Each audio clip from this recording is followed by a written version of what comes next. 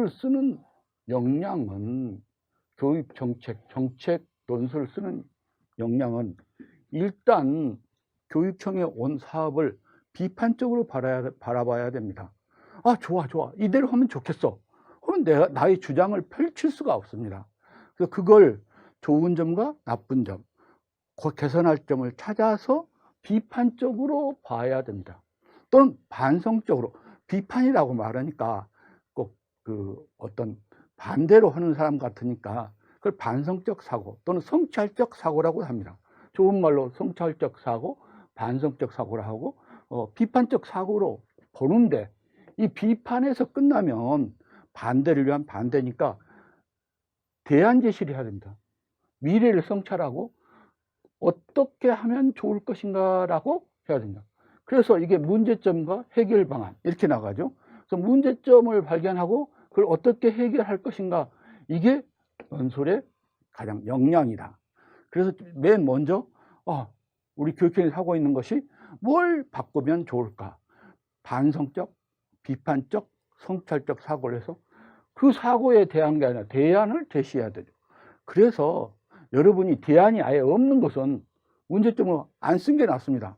여러분이 이거 문제가 있어 하고 했다가 논술 뒤에다가 대안을 못 오면 그거 점수를 나가겠습니까? 차라리 대안 제시가 할 수 없는 것은 차라리 비판적으로 하지 말고 빼먹고 나간 게 차라리 낫습니다. 이와 같이 이것과 이것이 1:1 호응 관계가 굉장히 잘 이루어져야 합니다.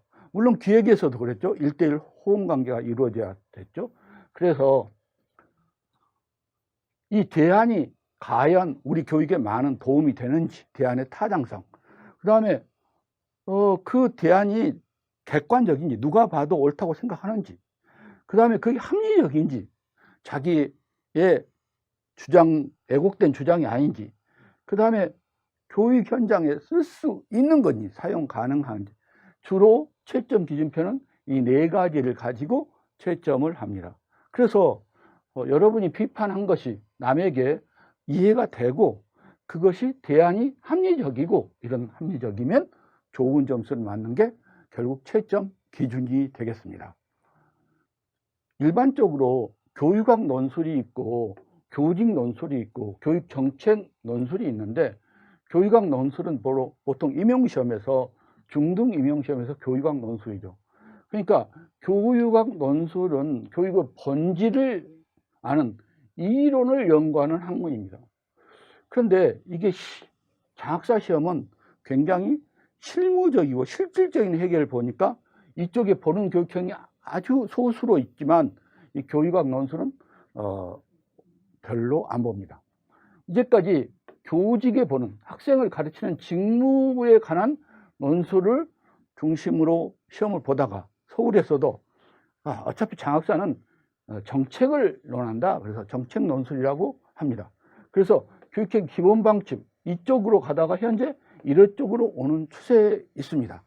그래서 교육부나 교육청에서 하는 것이 교육 정책 논술이고, 일반적인 학교 현장에 어떻게 적용할 것인지를 교직 논술이라 하죠. 그래서 사실 교육 정책 논술이나 이거나 큰 차이는 없습니다. 다만 여기에도 가끔 교육 정책 논술, 육자가 빠졌네요.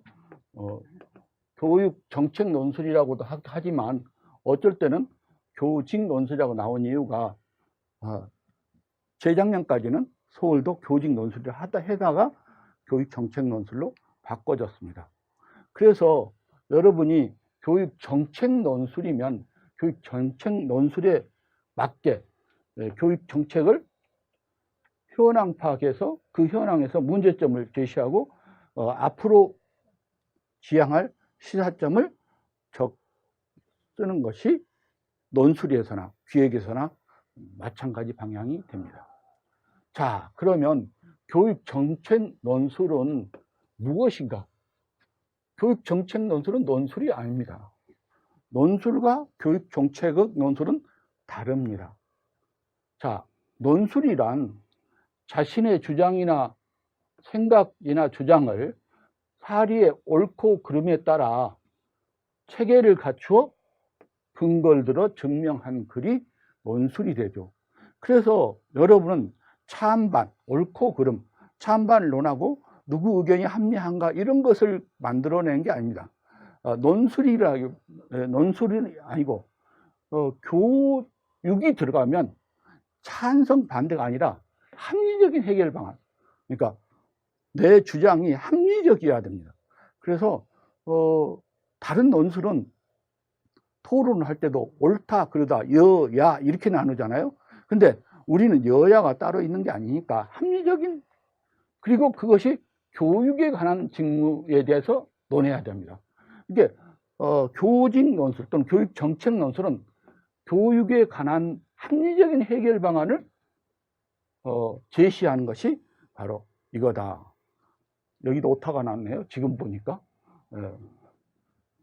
그래서 교육에 관한 합리적인 해결 방안을 하는 거지 옳다 그렇다라고 이야기하는 것은 아니다. 그래서 논술은 어느 게 옳고 어느 게 틀리다 또는 그 여야처럼 이렇게 하는 건데, 교육 정책 논술은 상호 협의를 거쳐서 토의한 것처럼 합리적인 해결 방안을 제시하라. 이렇게 다르니까 논술과 교육 정책 논술은 다릅니다. 교육 정책적인 견해를. 근데 여기에서 근거인데 이 근거가 무엇이냐 하면은 지시문에 근거한, 아까 내가 이 앞에 기획을 설명할 때 문제가 요구하는, 자료가 요구하는 것만이 답이고 그게 아니면 다 틀렸다는 것처럼 이것도 역시 지시문 또 자료에 근거해서 말해야 맞지 내 의견을 막 주장한다 해서 맞는 건 아닙니다. 그래서 지시문에 근거해서 교육 정책 견해를, 합리적인 해결 방안을 제시하는 게 교육 정책 논술 또는 교직 논술이다. 이렇게 생각을 해 주시면 됩니다. 원칙적으로 여러분은 교사로서 해결 방안이 아니고 교육청에서 내가 교육 전문직이 된다면 어떻게 하겠다, 교장이 되면다면 어떻게 한다가 아니라 교육 전문직의 자세, 전문직의 관점에서 서술해야 한다. 그러니까 여러분 임용시험 볼 때 교사의 관점에서 하라고 했지 않습니까? 그때도 교사가 아직 안 되었지만 교사의 관점에서 문제를 살펴보라고 했습니다. 여기도 교육 전문직의 관점에서. 그러다 보니까 여러분이 정말 이건 가보지 않는 세계를 그리는 게 너무 어렵다 이런 말씀이 들리죠. 그래서 지시문, 즉 이 논점 자료, 지시문이나 자료에 충실한 답이다. 그래서 배경, 현황, 문제점, 시사점을 어디서 뽑아내야 되냐? 지시문과 자료에서 뽑아내야지 그냥 자기 마음대로 써갖고는 안 된다. 이왕이면 전문 용어, 고급 교육 용어란 것은 전문 용어죠. 전문 용어. 예를 들어서 혼합 교육 그런 게 아니라 블렌디드 러닝이니 또 빅데이터니 이와 같이 우리가 그냥 흔히 쓰는 일상 언어보다 일단 전문적 용어를 쓰면 조금 더 전문가 같은 이야기가 된다. 그런데 그게 자기만의 주장이 아니라 그것은 일반적으로 통용되고 읽어본 사람도 고개가 까딱까딱해져야 좋은 논술이지 이것은 주장은 하는데 이게 객관성이 있겠을까라고 채점관이 의문을 가지면 안 된다.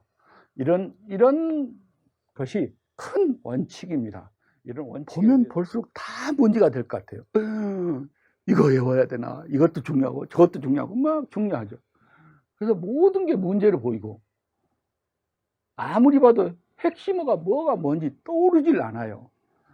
이게 키워드를 하는데 여러분이 권투 시합을 한다 합시다. 앞에 앉아있는 사람이 때릴 사람이면 이렇게 올리면요 배를 때릴 것 같고, 이렇게 내리면 얼굴을 때릴 것 같고, 이게 맞을 사람은요 어디로 때릴 건지 기억이 안 나요. 근데 여러분이 때리는 사람 봅시다. 밑을 때리려면 탁 내려볼 것 같고 위를 때리면 탁 올려볼 것 같아서 때릴 데가 없어요. 그래서 응시자 심정은 다 맞을 것 같고 다 얻어맞을 것 같고 출제자 심정 때릴 데가 없어요. 그래서 전년도에 나왔으니까 이거 빼고, 또 이건 식상하고, 이거 너무 많이 했잖아. 이건 너무 유명한 데면 다 맞을 것 같거든요. 이건 암기 문제니까 빼고, 이건 너무 쉬워. 이건 너무 구석진 난다. 그래서 이저렴 빼면 낼 게 없어요. 그 문제 낼 게 없어서 고민하고 막 하죠. 그러니까 출제자 심정과 응시자 심정은 이렇게 다른 거예요. 그래서 힌트를 주면 만점 나올 것 같아서 안 되고, 힌트를 안 주면 또 빵점 맞을 것 같고, 그래서 계속 고민한 거. 여러분 출제할 때 그러잖아요. 그래서 결국에는 나올 만한 것이 나옵니다. 코로나19, 영교육과정, 상담심리, 기초학력, 또 뭡니까? 생태시민, 어차피 여러분들도 생각해도 다 중요하고 중요해요. 다만 관점이 달라요. 지리산을 어디에서 올라가냐, 설악산에서 올라가냐, 오색 공원에서 올라가냐에 따라서 길이 완전히 다르듯이 똑같은 것 가지고 내도, 즉 코로나19는 어디에서 낼까요? 원격 교육을 어떻게 하느냐에 내겠죠. 영교육과정은 뭘 낼까요? 교육과정 재구성, 또 상담심리, 그래서 중요한 것 중에서 문제를 찾는데 이 코로나19를 갖고도 여러 가지 방면에서 얼마든지 낼 수가 있어요. 그래서 출제자는 항상 그렇습니다. 망원경으로 봐서 거시적으로 보기도 하고요. 현미경, 아이고 이 적자인데 이거 또 틀렸네요. 현미경처럼 아주 미세한 것을 보기도 하고요. 그래서 이 현미경적 시각과 망원경적 시각으로 출제를 하려고 하는데요. 힌트를 줄 때 낯선 말, 반대말을 끼워 넣게 돼요. 그래서 이렇게 보면 아, 이게 반대 개념은 뭐가 있지? 라고 생각을 해봐야 돼요. 그 다음에 또 답안과 유사한 말을 끼워 넣어요. 그래서 답안이 객관화 돼야 되잖아요. 객관성이니까 여기 맞선 말이 있거나 유사어가 있는 것을 힌트로 주기를 많이 해요. 그래서 이것을 보고 출제자가 이걸 딱 보고 이 맞선 말을 생각했구나, 아니면 유사어를 주고 이렇게 생각했구나, 이걸 생각하면 출제자의 마음을 알 수 있어요. 힌트를 출제자가 준다 할 때 이 두 가지 방법을 많이 씁니다. 그리고 응시자는 가능하면 전문 용어를 일부러라도 평범한 말보다 조금 바꿔서 넣으면 어떨까, 이런 생각을 해요. 근데 전문 용어라는 게 한자나 영어 많이 있지 않습니까? 그런 것도 조금 관심을 가지면 더 고급 용어를 사용한다고 되죠. 자, 당신이 출제 좀 해주십시오 하고 부릅니다. 출제기관에서 당신이 출제 좀 해주십시오. 출제위원 유촉을 하죠. 그러면 며칠 날 출제 장소로 집합해 주세요 하죠. 그럼 기분이 좋습니다. 나를 인정해줘서 출제위원을 하는구나 하고 뭘 낼까 고민도 하고 하는데, 그때부터 뭘 낼까가 고민이에요. 여러분 시험 보는 사람만 고민이 아니라 출제하는 사람도 엄청 고민입니다. 그래서 입소해가지고는 엄청 고민을 많이 하죠. 그리고 거기서 토론을 해서 자기가 가지고 간 문제가 다 잘리고 찢어지고 또 바꾸고 몇 번을 해요. 그러니까 5일 정도를 한 문제 내는데 5일을 가지고 실험하죠. 높이 OHP에 띄우고 한자 한자를 다 검토합니다. 그래서 출제를 하는데, 출제를 하고 그것을 또 다른 사람들, 다른 분야를 한 기획을 논술 출제위원한테 검토한다든지 이렇게 상호 검토하고 써봅니다. 그때 입소했을 때 제일 궁금한 게 어떻게 출제할지를 기억이 안 나요. 여러분 생각해 보세요. 임용시험 봤을 때 뭘 봤던가 기억나요? 안 나잖아요. 그때는 열심히 해서 합격했는데 지금은 기억도 안 나요. 그것처럼 다 장학사 시험을 봐서 합격했지만 잊어버렸어요. 그래서 동일 문제를 출제하면 안 된다 해서 보통 3년간, 올해면 2021, 2020, 2019를 문제를 줍니다. 이런 문제를 우리 교육청에서 출제했습니다. 그런데 이 문제하고 똑같이 출제하면 어떻게 될까요? 아무리 정리하다 해도 그 문제를 미리 풀어봤던 사람은 그냥 그 답을 그대로 써볼 거 아니에요. 그러면 역량을 테스트한 거예요? 암기를 테스트한 거예요? 암기를 테스트한 거예요. 그래서 이 문제는 절대 출제하지 마십시오 하고 줘요. 그러면 네, 알겠습니다. 이 문제 절대 출제 않을게요 라고 생각하죠. 그런데 사람은 먹어본 사람이 먹어본다고 고민하다가 이 문제를 딱 보고 맞아, 출제는 이렇게 하는 거구나, 여기서 요것만 바꾸면 되겠구나, 그러면 동일 문제 아니니까요, 여기서 여기만 바꾸면 되겠구나, 이렇게 생각해서 사실은 이 문제와 뭐가 나온다? 유사한 문제가 출제돼요. 그래서 이 문제를, 동일 문제를 출제를 하지 말라니까 동일 문제는 출제 않고 유사한 문제가 출제된다. 그래서 기출이 중요한 거예요. 제가요, 옛날에 출제를 들어갔는데 컴퓨터 문제를 출제를 했어요. 출제를 열심히 해서 인쇄를 해서 탁 이제 시험 보니까 그 수험생들이 시험 보는 시간이 노는 시간입니다. 그리고 시험지가 딱 들어오면 또 채점해야 되니까 이제 인쇄해서 넘기고 만세하고 놉니다. 놀 때 제가 짐 정리를 좀 했어요. 근데 갑자기 3년 전 것이 아니라 5년 전 문제가 또르륵 떨어지는 거예요. 아마 그 짐 보따리에 3년만 아니라 5년. 이거 또르륵 떨어져서 봤더니 너무나 놀란 게요, 똑같은 문제가 있는 거예요. 이번에 출제를 낸 문제하고 아예 보기까지 같아요. 얼마나 기겁을 했겠어요. 야, 이거 뭐야, 5년 전 문제하고 똑같네. 절대 아무도 그 문제를 보지도 않았거든요. 출제 다 끝났는데.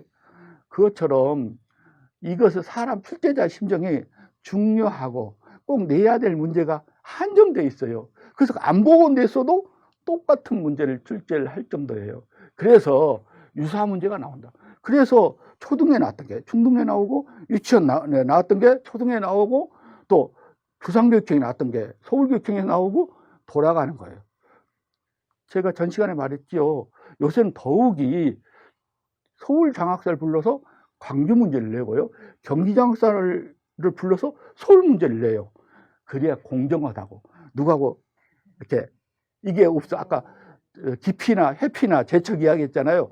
그러니까 아무래도 웃기지 마, 그 사람 광주에서 불러서 출제한 거예요. 그러면 그 광주에서 있는 사람하고 서울에 있는 선생님하고 연관이 안 되잖아요. 그래서 심사위원까지 그렇게 교대로 하거든요. 물론 완전히 그 사람들만 한 게 아니라 서울 포함해서 외부 사람을 불러요. 외부 위원이 있으면 짝짝꿍을 하지 않았다는 그런 이야기로 하거든요. 그래서 여러분들이 유사한 문제를 생각해서 오히려 우리 교육청 것은 3년 동안 안 나온다. 그런데 다른 교육청 건 작년의 문제도 올해 나올 수 있다. 그래서 다른 유사한 문제도 많이 살펴보시라, 그런 이야기입니다. 자, 이제 답안이 옵니다. 답안이 오면 어떤 출제자도 그때 이 문제를 낼 때는 이게 답이야 하고 만들어 놉니다. 뭐죠? 채점 기준표를 만들어 놓지 않습니까? 채점 기준표를 만들어 놓은데 딱 채점을 해보면 이런 경우는 어떻게 할까? 이런 경우도 있네 하고 당황스러운 게 많아요. 그리고 어떤 건 말이에요, 출제자들이 생각했던 것보다 더 좋은 답안도 있어요. 와, 내가 출제했지만 내 마음을 딱 들게 너무나 잘 썼네, 이렇게 하는 것도 있어요. 그래서 예비 채점을 해본 결과 채점 기준표를 수정합니다. 이런 것도 맞다 하자, 보니까 이런다 하고 채점 기준표를 수정해갖고 본채점을 하게 됩니다. 그래서 어떤 경우는 그래요. 답안이 아닐 것 같은데도 10명 중에 8명이 똑같이 썼어요. 그러면 우리가 뭔가 모르지만 8명이 쓰는 걸로 봐서 이것도 답으로 처리하자 하고 본채점에 넘기는 수까지도 있어요. 그래서 남과 비슷한 생각이 꽤 중요하기도 해요. 나만 독특하다는 게 아니라 내 문제를 모든 사람이 그렇게 생각했다는 것은 내 문제가 틀렸든지 그 모든 사람이 틀렸다든지 한데 모든 사람이 틀릴 확률이 적거든요. 오히려 내 문제가 왜곡되었을 수도 있죠. 그러니까 그걸 맞다고 해주는 경우까지 있습니다. 그래서 타당성을 예비 채점을 결과 고치는데 이것이 현장에 맞느냐 안 맞느냐 항상 기준이에요. 사실 장학사보다 출제 채점은 장학사를 해본 교감, 교장 선생님이 더 많이 해요. 그러니까 딱 장학사 하다가도 현장에 나오면 교육청이 틀렸어. 그 소리를 더 잘해요. 자기가 해놓고도. 그러니까 우리 교육에 지금 현장에 딱 맞느냐. 그러니까 그 사례가요. 자기 학교에서 일어난 일을 사례를 그대로 출제되는 경우도 많이 있습니다. 그래서 현재 이런 어려운 상황이면 당신은 어떻게 하겠느냐. 요걸 면접 문제 많이 묻거든요.